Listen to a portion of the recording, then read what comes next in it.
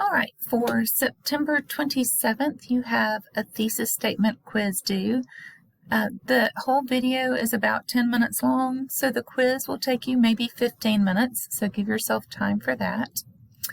Then you have on your English 101 class due tomorrow.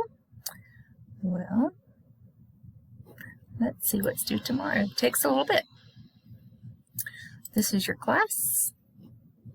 And what is due tomorrow is the actual working thesis and preliminary work cited for your argumentation essay. Make sure you have chosen a topic that is pre-approved. You can see the pre-approved topics from last time, or you can click on the argumentation essay, essay 2, and click on what is the topic, and you'll see the pre-approved topics. All right, then make sure you go back to your 099 class and see what is due Wednesday. You can click on Wednesday's date, and you'll see that you have another quiz for another 40 points. This one will probably take you about 20 minutes. So as usual, you should look at the pretest first. So when you click on any quiz, first you have to click on it, and then you have to click on it again, which is kind of weird. Once it does that little thing, access it.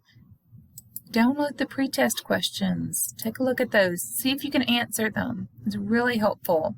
It'll really help drive home the important content that you are needing to get from the quiz, and it's more likely you will only need to take the quiz one time that way, so it saves you some time. All right, back to English 101 to see what is going to be due on Thursday. So I just click on Thursday's date to see, I need to get the correct Thursday, to see what I should do. You have another quiz. Yay, another video quiz. Again, look at the pretest questions. This one's a little shorter. You can see the time here, so that helps you gauge how much time you're going to need to spend. But do read the questions first, try to answer them, and that helps you know what you need to be listening for when you take the actual quiz. I also have a bunch of source integration reminders for you. These are the kinds of things I would go over in class if you were in a live class, so do watch those videos to remind yourself how to integrate sources. That's one of the key skills you are learning in English 101.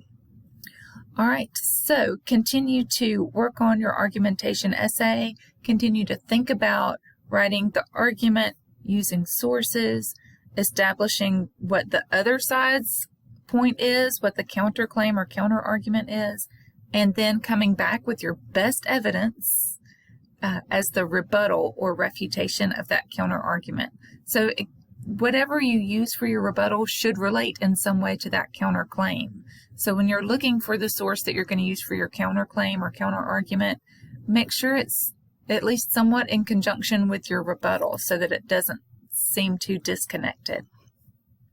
All right, email me if you have any questions.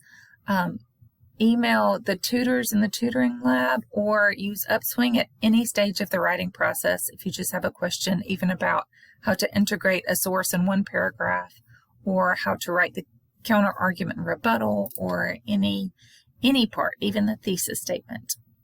All right, I look forward to working with you again this week. Bye.